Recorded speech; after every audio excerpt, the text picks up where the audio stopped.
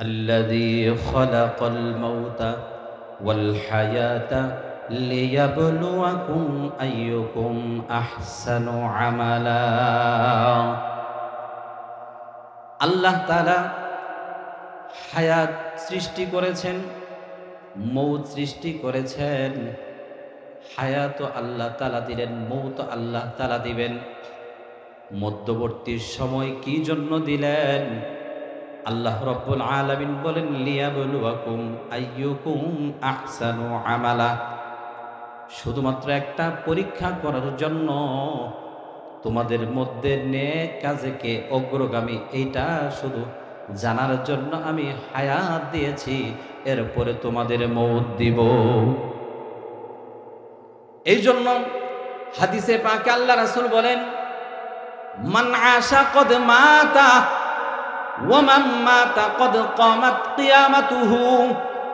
এই দুনিয়াতে যে একবার আগমন করেছে, দুনিয়াতে যে এসেছে, অবশ্যই তাকে মৃত্যুবরণ করতে হবে। কেউ চিরস্থায়ী না, চিরকাল এই পৃথিবীতে থাকতে পারবে না। পারবে? যার জন্য যেই সময়টা আল্লাহ নির্ধারণ করে দিয়েছেন ওই সময় পর্যন্ত সে থাকবে, এরপরে এক মুহূর্তের জন্য এদিক সেদিক করা হবে না। কথা বলেন ঠিক কিনা? আল্লাহ তাআলা এই ঘোষণাও দিয়ে দিয়েছেন ইদা জা আজালুহুম লা ইস্তাখিরুনা আনহু সাআতাও ওয়ালা ইস্তাকদিমুন। এই নির্ধারিত সময় যখন চলে আসবে তখন এক মুহূর্তের জন্য আগেও করা হবে না, পরেও করা হবে না।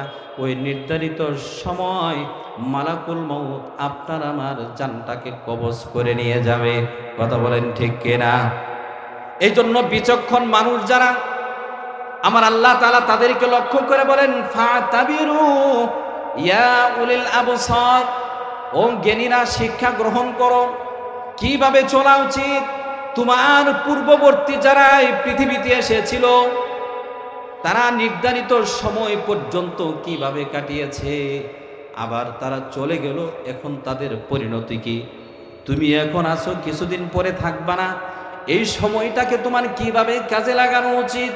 যেরকম যারা নাজাত পেয়েছে, যদি তুমিও নাজাত পেতে চাও তাহলে নাজাত পেতে হলে যেই রাস্তায় চলেছে, যেভাবে আমল করেছে, তোমারও সেইভাবে আমল করতে হবে, সেই পথে চলতে হবে। আর যদি খামখেয়ালি করে কাটিয়ে দাও, আমল থেকে যদি দূরে থাকো, তাহলে যারা এরকম নাকাম হয়ে গেছে, যারা সফল হতে পারে নাই, ব্যর্থ হয়ে গেছে, ওই ব্যর্থদের কাতারে তোমারও শামিল হতে হবে। এরা তো জাহান্নামের আগুনে জ্বলবে, তোমাকেও জাহান্নামের আগুনে জ্বলতে হবে। এজন্য আমরা জান্নাতে যেতে চাই না জাহান্নামে যেতে চাই? আওয়াজ করে বলেন, জান্নাত না জাহান্নাম? প্রত্যেকেরই ইচ্ছা জান্নাতে। কথা বলেন ঠিক কিনা? তো আমি জান্নাতে যেতে চাই, তাহলে জান্নাতের রাস্তায় চলার দরকার আছে না নাই? আমি স্লোগান দিলাম জান্নাতে যেতে চাই, কিন্তু জান্নাতি কাজ আমি করলাম না, যাওয়া সম্ভব?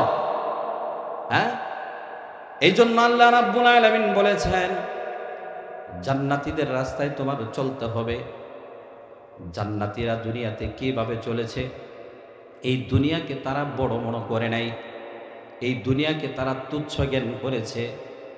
তারা এটা বুঝতে পেরেছে দুনিয়াতে যেহেতু চিরদিন থাকবো না, দুনিয়াটা হলো মুসাফিরখানা। বিদেশ বাড়িতে যেই মানুষ যায় সেখানে ইনকাম করার জন্য যায়, অল্প সময়, নির্দিষ্ট সময় নিয়ে যায়, ওখান থেকে ইনকাম করে নিয়ে এসে তার উদ্দেশ্য দেশে এসে ভালোভাবে চলবে, তার ফ্যামিলি আত্মীয় স্বজন ভালোভাবে চলবে। কিন্তু ওই মানুষটা যে অর্থ নিয়ে গেল বিদেশ বাড়িতে গিয়ে যদি এটাকে সে মনের ফুর্তিতে খরচ করে, কোনো কাজে যদি সময় না দেয়, ফুর্তি করতেছে, যা মন চাচ্ছে সেটাই করতেছে, কিছুদিন পরে এই মানুষটা বাড়িতে এসে, দেশে এসে তার জন্য মুখ দেখানো দুষ্কর হয়ে যাবে। কথা বলেন ঠিক কিনা? আর যে মানুষটা কষ্ট করলো, শ্রম দিচ্ছে, না না বিদেশ বাড়িতে চিরদিন থাকবো না, বাড়িতে চলে যাব, ইনকামের জন্য আসছি, একটু কষ্ট হলেও স্বীকার করতে হবে। এখন সে কষ্ট করে তার বাড়ির জন্য অর্থ জমাইতেছে। এই মানুষটা যখন বাড়িতে অর্থ নিয়ে এসে তখন ওই মানুষটা তার ফ্যামিলি আত্মীয় স্বজনকে নিয়ে আনন্দিত হয়। সেরকমভাবে তারা স্বাচ্ছন্দ্যময় জীবন যাপন করে, আর সকল মানুষ তাকে বাহবা দেয়। কথা বলেন ঠিক কিনা? এই দুনিয়াটা এরকমই। আমরা একটা সফরে আসছি, এই সফরে যদি আমরা আখেরাতের আমল তৈরি করতে পারি, তাহলে সেই জিন্দিগিতে গিয়ে আমরা আনন্দিত হব, সেখানে আমরা সুখে থাকব, স্বাচ্ছন্দ্যময়ী জিন্দিগি পাইব। আর এখানে যদি হেলাই খেলায় যদি কাটিয়ে দেই, তাহলে মৃত্যুর সাথে সাথে আযাব এবং গজব শুরু হয়ে যাবে। কথা বলেন ঠিক কিনা? এই জন্য আমার ভাইয়েরা, বন্ধুরা, আল্লাহ রাব্বুল আলামিন ইবাদতের নির্দেশ দিয়েছেন। বলেছেন, ওয়ামা খালাকাতুল জিন্না ওয়াল ইনসা ইল্লা লিয়াবুদুন, জিন এবং মানব জাতিকে আমি একমাত্র আমার দাসত্বের জন্য, আমার ইবাদতের জন্য সৃষ্টি করেছি।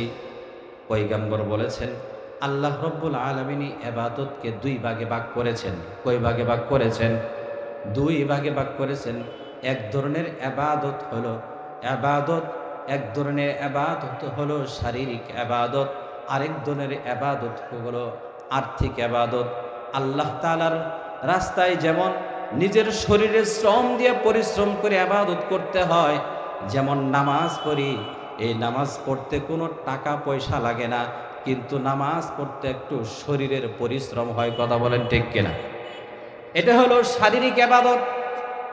পয়গম্বর বলেন, ইবাদতের আরেকটা প্রকার আছে, সেই প্রকার হলো আর্থিক ইবাদত। আর্থিক ইবাদতের ব্যাপারে আল্লাহ রাব্বুল আলামিন কোরআনের প্রত্যেক জায়গায় শারীরিক ইবাদত নামাজের পরেই আল্লাহ তাআলা যাকাতের কথা, আর্থিক ইবাদতের কথা বলেছেন।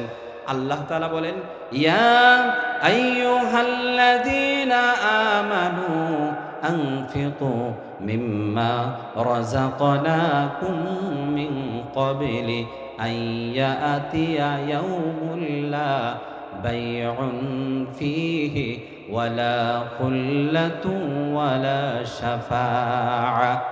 আল্লাহ রাব্বুল আলামিন এই ইবাদতের কথা বলছেন। সেদিন আসার পূর্বেই এই ইবাদতে মগ্ন হয়ে যাও, এই ইবাদতে সময় দাও। সেদিন কোন দিন? কিয়ামতের দিন, যেদিন কোনো ব্যবসা বাণিজ্য নাই, কোনো সুযোগ নাই, সেদিন কোনো বন্ধুত্ব কাজে আসবে না, কেউ তোমার জন্য সুপারিশ করতে পারবে না, কারো সুপারিশ কোনো কাজে আসবে না। সেদিন আসার পূর্বেই তুমি এই ইবাদতে মনোযোগী হও। সেই ইবাদত কি? আল্লাহ তাআলা বলেন, আনফিকু মিম্মা রাযাকনাকুম, আমি আল্লাহ তোমাকে যে অর্থ দিয়েছি, এই অর্থ হইতে আমি আল্লাহর রাস্তায় ব্যয় করো। এটি হচ্ছে আর্থিক ইবাদত। আমি আল্লাহর রাস্তায় তুমি ব্যয় করো। কি পরিমাণ ব্যয় করবা? আল্লাহ তাআলা গোটা সম্পত্তিকে দিতে বলেন নাই, কই তোমার সম্পত্তি থেকে এই পরিমাণ ব্যয় করো, যার দ্বারা তুমি নিঃস্ব হবে না, এবং যতটুকু তোমার সাধ্য আছে এতটুকুই ব্যয় করো। এই অল্প ব্যয় আমি আল্লাহ তাআলার কাছে যদি পছন্দনীয় হয়ে যায়, তাহলে আমি আল্লাহ এটাকে তোমার জন্য নাজাতের জরিয়া বানিয়ে আখেরাতে আমি তোমাকে নাজাত ও মুক্তি দিয়ে দিই। বলেন সুবহানাল্লাহ। ব্যয়ের কথা আল্লাহ তাআলা কাদেরকে বলছেন? ঈমানদারদেরকে বলছেন, বেঈমানদেরকে না। বেঈমানরা তো দুনিয়াবি কাজে ব্যয় করবে, আর আল্লাহর রাস্তায় ব্যয় করবে ঈমানদাররা। ঈমানদাররা কার রাস্তায় ব্যয় করবে? আল্লাহর রাস্তায় ব্যয় করবে।